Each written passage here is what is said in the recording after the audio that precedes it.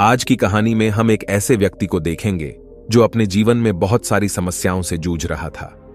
यह केवल उसके सोचने के तरीके की वजह से था। उसे लगता था कि मानव जीवन बहुत कष्टदायक है। वह सोचता था कि पशुओं का जीवन इंसानों से बेहतर है क्योंकि उन्हें इतनी समस्याएं झेलनी नहीं पड़ती। हम इंसानों को सदा चिंताएं सताती रहती हैं, जबकि पशु पक्षी आनंद से जीवन जीते हैं।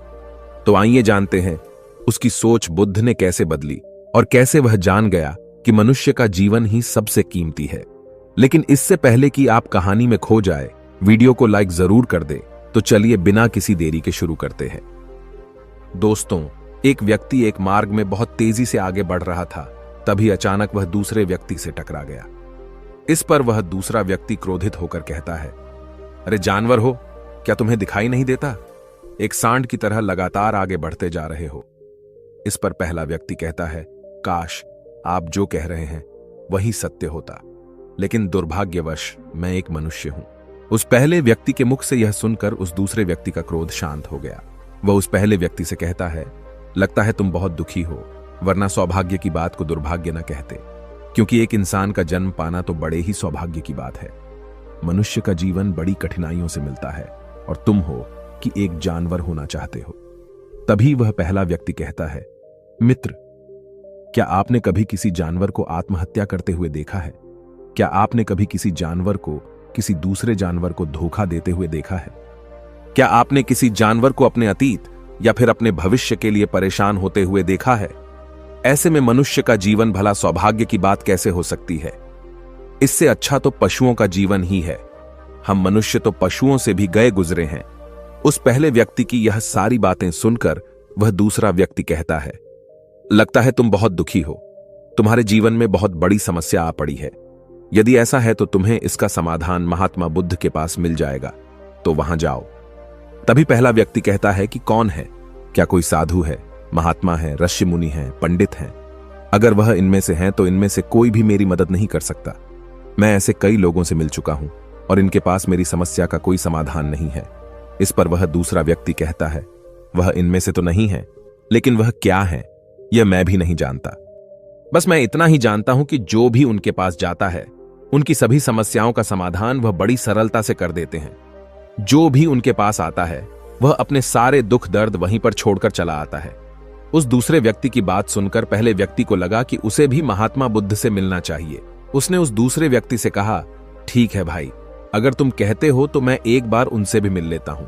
उन्हें भी देख लेता हूं कि आखिर ऐसी क्या बात है जो लोगों की समस्याओं का समाधान बड़ी सरलता से कर देते हैं। इतना कहकर वह व्यक्ति अगले ही दिन महात्मा बुद्ध से मिलने के लिए निकल पड़ा। लगातार 3 दिन की यात्रा करने के बाद आखिरकार वह महात्मा बुद्ध के पास जा पहुंचा। जब वह महात्मा बुद्ध के करीब पहुंचा तो उसने देखा कि महात्मा बुद्ध अपने सभी शिष्यों को उपदेश दे रहे थे। महात्मा बुद्ध कह रहे थे, इस पृथ्वी पर उपस्थित हर किसी का जीवन बहुत कीमती है, परंतु मनुष्य जीवन अनमोल है। इसका उपयोग कर मनुष्य जीवन के उच्चतम शिखर तक पहुंच सकता है और इसी मनुष्य जीवन के कारण हम मनुष्य पशुओं से नीचे भी आ सकते हैं। महात्मा बुद्ध का यह उपदेश समाप्त होते ही वहां पर जो भी लोग बैठे हुए थे वह वहां से चले गए। तभी वह व्यक्ति महात्मा बुद्ध के करीब पहुंचा और वह महात्मा बुद्ध को प्रणाम करके कहता है, हे बुद्ध, आप कहते हैं कि हम मनुष्य का जीवन अनमोल है।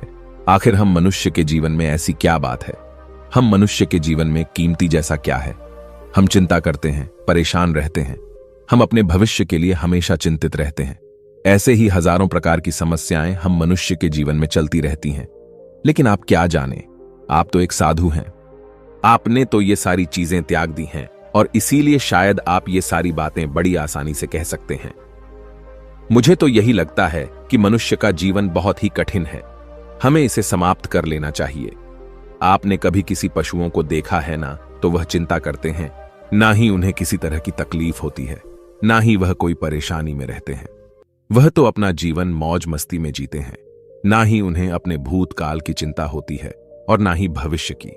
ना ही वह किसी को धोखा देते हैं और ना ही किसी से शिकायत करते हैं। वह तो बस अपना जीवन जीते रहते हैं और वहीं पर दूसरी तरफ हम मनुष्य का जीवन ठीक इसका उल्टा है।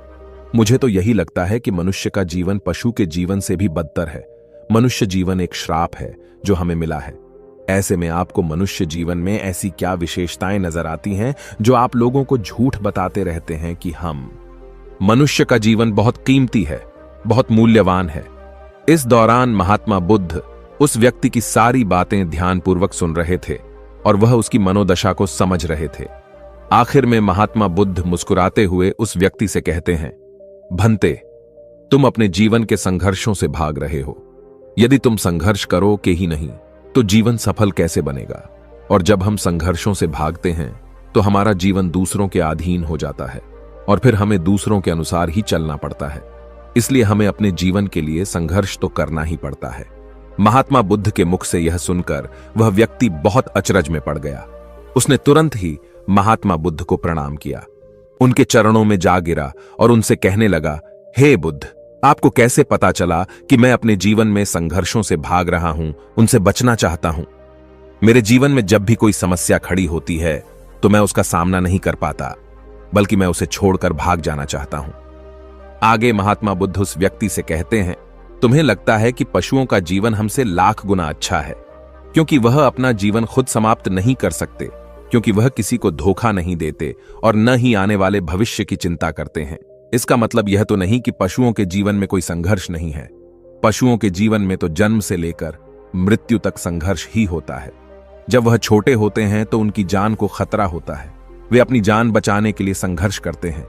जैसे जैसे बड़े होते हैं तो उन्हें अपना पेट भरने के लिए संघर्ष करना पड़ता है, फिर चाहे उनके सामने कोई भी क्यों ना हो, फिर चाहे उनके सामने कितनी भी बड़ी परिस्थितियां क्यों ना हो, वे संघर्ष करने से कभी पीछे नहीं हटते।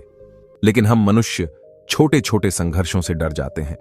अगर हम उन पशुओं की तरह अपने जीवन में संघर्ष करने लगें तो मनुष्य का जीवन अपने आप ही सफल हो जाएगा। इतना संघर्ष अगर एक मनुष्य अपने जीवन में कर ले तो वह जो चाहता है वह कर सकता है, उसे पा सकता है। और जबकि इतना संघर्ष करने के बाद भी वह पशु अपने जीवन में कुछ भी नहीं कर पाता। भंते, वास्तविकता तो यही है कि बिना संघर्ष के कोई जीवन है ही नहीं। बिना संघर्ष के हमारा जीवन चल ही नहीं सकता।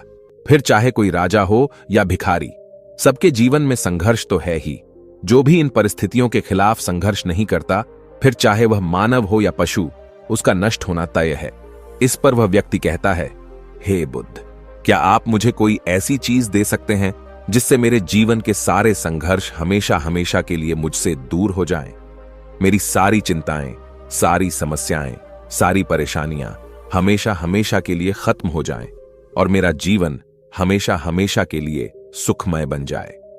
उस व्यक्ति की यह बात सुनकर महात्मा बुद्ध एक बार फिर से मुस्कुराने लगे और उस व्यक्ति से कहते हैं, भंते, मैं तुम्हें वह चीज तो नहीं दे सकता, लेकिन हां, मैं तुम्हें वहां तक पहुंचने का रास्ता जरूर बता सकता हूं।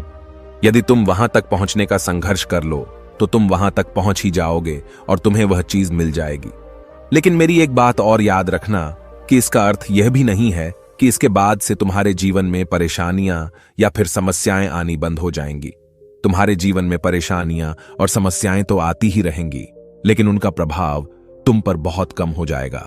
तुम्हारे जीवन में दुख और समस्याएं तो आएंगी, लेकिन वह तुम्हें छू नहीं पाएंगी। और ऐसी अवस्था में चाहे तुम्हें कोई कितना भी दुख देने का प्रयास क्यों न करे, तुम्हें चाहे कोई कितना भी धोखा देने का प्रयास क्यों न करे, तुम्हें कभी भी धोखा नहीं मिलेगा। सब कुछ तुम्हारे पास ही होगा, लेकिन फिर भी वह तुमसे दूर रहेगा। महात्मा बुद्ध की यह बात सुनकर व्यक्ति महात्मा बुद्ध के सामने दोनों हाथ जोड़कर महात्मा बुद्ध से कहता है, हे बुद्ध, बताइए वह चीज क्या है और मुझे कहां मिलेगी? मैं उस चीज को पाने के लिए कुछ भी कर सकता हूं।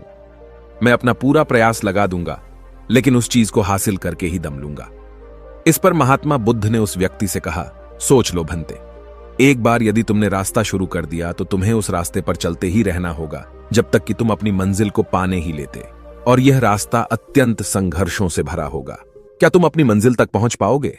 इस पर व्यक्ति कहता है, आप मुझे वह मार्ग बताइए, मैं उस पर चलूंगा। मैं अपनी अंतिम सांस तक संघर्ष करूंगा, लेकिन उस चीज को हासिल करके ही दम लूंगा। इस पर महात्मा बुद्ध कहते हैं, सुनो, उस चीज का नाम है शांति, जो तुम्हारे मन के भीतर गहराइयों में है। जैसे यह समुद्र की लहरें ऊपर से तो बड़ी तीव्र नजर आती हैं और उछाल मारती हैं, जिन्हें देखकर हमारा मन घबरा जाता है, परंतु ठीक इसी के विपरीत उसकी गहराई में वह बहुत ही शांत होता है। और ठीक इसी प्रकार हमारे मन की गहराइयों में भी वह शांति छिपी हुई है। तुम्हें अपने मन की गहराइयों में उस शांति को खोजना होगा, उस शांति के लिए संघर्ष करना होगा।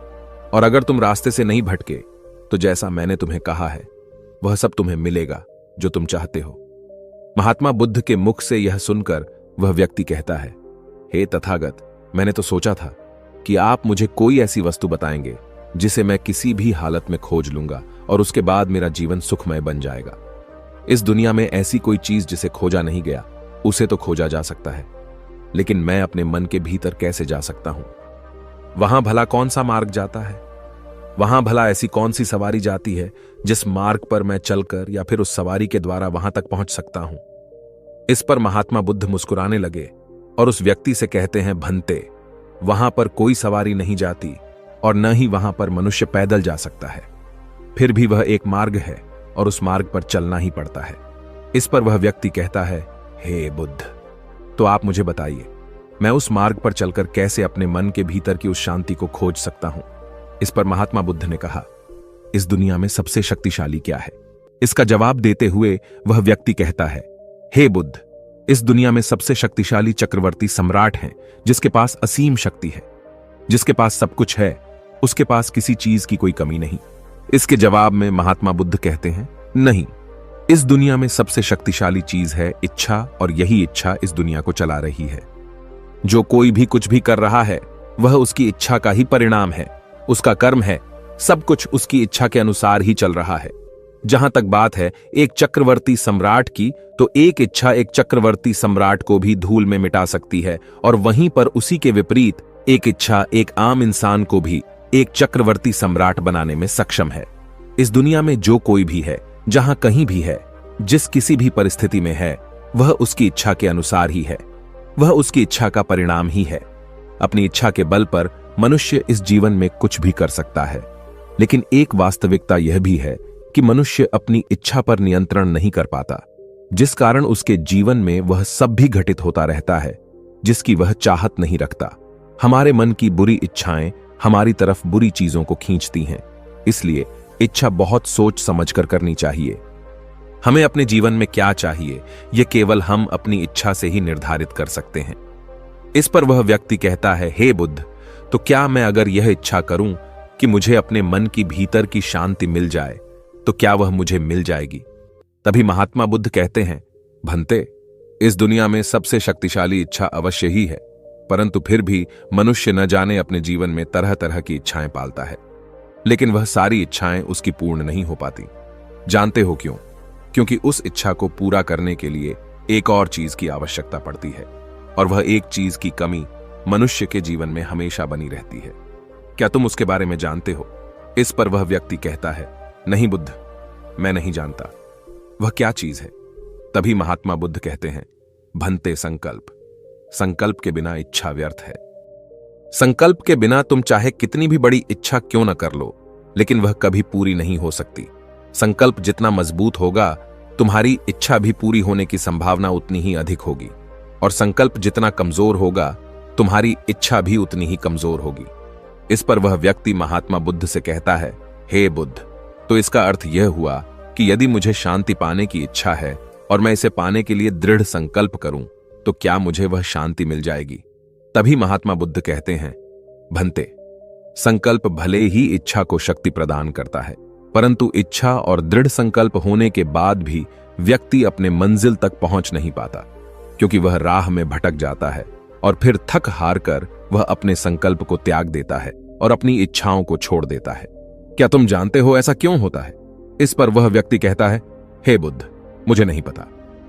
तभी महात्मा बुद्ध कहते हैं, क्योंकि किसी भी मार्ग पर चलने के लिए उस मार्ग के ज्ञान का होना बहुत आवश्यक है, और यह ज्ञान हमें उस मार्ग पर चलकर ही मिल सकता है ना कि केवल बैठकर सोचने से। और जब हम उस मार्ग पर चलते हैं तो हमें छोटी मोटी दिक्कतें, समस्याएं, परेशानियां आती ही रहती हैं, और हम उन छोटी छोटी समस्याओं में फंस कर रह जाते हैं और हमारा संकल्प टूट जाता है। हमारी इच्छा उन छोटी छोटी समस्याओं के सामने कमजोर पड़ जाती है और हम उन समस्याओं के सामने घुटने टेक देते हैं, हार मान लेते हैं, और हमारा पूरा का पूरा जीवन फिर उन्हीं समस्याओं के इर्द गिर्द घूमता रह जाता है और हमारा पूरा जीवन वहीं पर समाप्त हो जाता है। इस पर व्यक्ति कहता है, हे बुद्ध, मैं आपकी बातों को समझने का बहुत प्रयास कर रहा हूं, लेकिन मुझे आपकी सारी बातें समझ नहीं आ रही।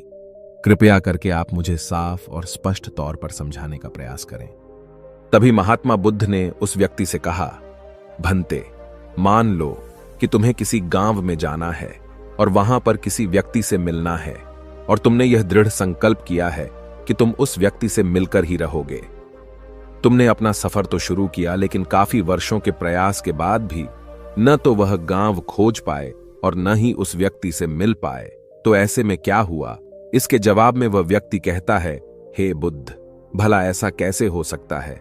यदि मैं जीवित हूं और वह व्यक्ति भी जीवित है जिससे मैं मिलना चाहता हूं, और मुझे वह गांव पता है, तो मैं उससे अवश्य ही मिल लूंगा। तभी महात्मा बुद्ध कहते हैं, भंते, तुम्हें उस गांव का नाम पता है और तुम्हें जिसे मिलना है उसका नाम भी तुम्हें पता है, पर तुम्हें यह नहीं पता कि गांव किस दिशा में है। तो ऐसे में तुम कौन सा मार्ग पकड़ोगे और किस मार्ग पर आगे बढ़ोगे? यदि मान लो कि तुमने किसी विपरीत मार्ग को पकड़ लिया, तो क्या वह तुम्हें उस गांव तक ले जाएगा? क्या वह तुम्हें उस व्यक्ति तक मिला पाएगा? इस पर वह व्यक्ति कहता है, हे बुद्ध, इस अवस्था में तो यह कार्य बिल्कुल भी असंभव होगा। इस पर महात्मा बुद्ध मुस्कुराते हुए उस युवक से कहते हैं, भंते, मैं कब से यही तुम्हें समझाने का प्रयास कर रहा हूं। हमारी इच्छा, संकल्प होने के बाद भी हमें सही मार्ग का ज्ञान होना आवश्यक है। शांति को खोजने का जो मार्ग है वह ध्यान, और ध्यान भीतर होता है, बाहर नहीं। जब तुम अपने भीतर की शांति को खोजने के लिए ध्यान के मार्ग पर आगे बढ़ो कि अपनी इच्छा की पूर्ति के लिए तुम उस मार्ग पर आगे की ओर बढ़ते चलोगे, तो हो सकता है कि तुम्हारी राह में छोटी छोटी मुसीबतें, दिक्कत या तकलीफ आए, लेकिन तुम्हें उन समस्याओं का सामना करना ही पड़ेगा। तुम्हें उनसे लड़ना होगा, उनसे संघर्ष करना ही होगा, क्योंकि वह मार्ग तुम्हारे लिए बिल्कुल नया है। और पहली बार जब हम किसी मार्ग पर आगे बढ़ते हैं तो हमें यह नहीं पता होता कि अगला पड़ाव क्या होगा और आगे कौन सी कठिनाइयां आने वाली हैं। हमें तो वहां पर जाने के बाद ही पता चल पाएगा। वहीं पर दूसरी तरफ जो मनुष्य इन छोटी छोटी दिक्कतों में नहीं फंसता, वह अपने संकल्प पर दृढ़ बना रहता है। अपने जीवन में वह सब कुछ पा लेता है जो वह चाहता है, और अपनी मंजिल पर पहुंचकर उसे असीम शांति भी मिलती है। और जब मनुष्य अपने लक्ष्य को प्राप्त कर ही लेता है, तब उसे और कुछ पाने की इच्छा नहीं रह जाती। इसी प्रकार यदि तुम भी केवल मार्ग पर आगे बढ़ते रहो, तो तुम भी अपने मन के अंतर तक पहुंच जाओगे, और वहां पहुंचने के बाद तुम्हें किसी चीज की कोई आवश्यकता नहीं पड़ेगी। न ही तुम्हें कोई धोखा दे पाएगा, न ही तुम्हें कोई लूट पाएगा, और न ही तुम्हें कोई दुख पहुंचा पाएगा। उस अवस्था में पहुंचने के बाद न ही कोई मोह, न ही कोई चिंता, और न ही कोई समस्या रहेगी। तुम उस परिस्थिति से बड़ी सरलता से निकल पाओगे। और जब तुम अपने मन की उस शांति को प्राप्त कर लोगे, तो तुम एक पशु तो नहीं रहोगे और न ही एक मनुष्य रहोगे, बल्कि तुम मनुष्य से भी और ऊंचा दर्जा प्राप्त कर लोगे। और फिर तुम्हें कोई भी दुख कभी छू नहीं पाएगा। फिर तुम्हें किसी चीज की कोई परेशानी नहीं रह जाएगी, नहीं तो भविष्य की चिंता होगी, और न ही अपने बीते हुए भूतकाल की। तुम तो बस अपनी शांति में मग्न रहोगे, और तुम्हें किसी प्रकार का दुख कभी छू तक नहीं पाएगा। महात्मा बुद्ध की यह बात सुनकर वह व्यक्ति महात्मा बुद्ध के चरणों में गिर पड़ा और महात्मा बुद्ध से कहता है, हे बुद्ध, आपकी सारी बातें सत्य हैं, मैं आपकी सारी बातें समझ चुका हूं, लेकिन फिर भी मेरे मन में एक दुविधा है। मेरे पास क्या ऐसी कोई चीज नहीं रख सकता जिससे मेरी सारी दुख, सारी तकलीफें, सारी कठिनाइयां हमेशा हमेशा के लिए दूर हो जाएं? इस पर महात्मा बुद्ध मुस्कुराते हुए कहते हैं, भंते, यदि तुम बाहरी दुनिया से कुछ अपने पास रखना चाहते हो, तो तुम उस शांति को पाने का प्रयास छोड़ ही दो, क्योंकि तुम कुछ ऐसा पाना चाहते हो जिससे तुम्हारी समस्याएं कभी समाप्त नहीं होंगी, बल्कि और बढ़ती चली जाएंगी, क्योंकि तुम्हारी समस्याओं का समाप्त होना संभव ही नहीं हो पाएगा। और जानते हो ऐसा क्यों है? इस पर वह व्यक्ति कहता है, हे बुद्ध, पर ऐसा क्यों? इसका जवाब देते हुए महात्मा बुद्ध कहते हैं, भंते, क्योंकि बाहर तो पहले से ही शांति है, चारों ओर केवल शांति ही शांति है। हमें तो बाहर की शांति नजर आती है, लेकिन हमारे भीतर की शांति हमें नजर नहीं आती। और जो शांति हम बाहर की ओर देख रहे हैं, वह बाहर नहीं, बल्कि हमारे भीतर ही है। इसलिए जब तक तुम अपने अंतर को ठीक नहीं कर पाओगे, तब तक तुम बाहर कुछ भी नहीं कर सकते। जब तक तुम्हारे भीतर सब कुछ ठीक नहीं होगा, तब तक बाहर कुछ भी ठीक नहीं हो पाएगा। इतना कहकर महात्मा बुद्ध शांत हो गए, और वह व्यक्ति महात्मा बुद्ध की बातों पर विचार करने लगा। उसके पास महात्मा बुद्ध के बताए गए रास्ते के अलावा और कोई मार्ग भी नहीं था। उसने दृढ़ संकल्प लिया कि वह अपने भीतर की उस शांति तक पहुंचकर ही रहेगा। उसने ध्यान के मार्ग को अपनाया और आगे की ओर बढ़ने लगा। अब वह व्यक्ति अपनी मंजिल तक पहुंचता है या नहीं, यह तो उसकी संकल्प, उसकी इच्छा शक्ति और उसके मार्ग में लगातार आगे बढ़ने पर निर्भर करता है। उससे यह भी समझ आ गया कि मनुष्य का जीवन पशुओं से बुरा नहीं है, बल्कि उससे जैसा जीवन मिला है वही सही है और उससे वह और बेहतर कर सकता है। दोस्तों, आपने आज के इस वीडियो से क्या सीखा वह मुझे आप कमेंट में बता सकते हैं। इसी के साथ में उम्मीद है कि आपको आज की वीडियो पसंद आई होगी, तो इस वीडियो को उस इंसान को शेयर करें और उसी के ठीक बाद चैनल को सब्सक्राइब करें। तो चलिए फिर मिलते हैं ऐसी एक और नई वीडियो में। तब तक के लिए अपना ख्याल रखें। धन्यवाद और नमो बुद्धाय।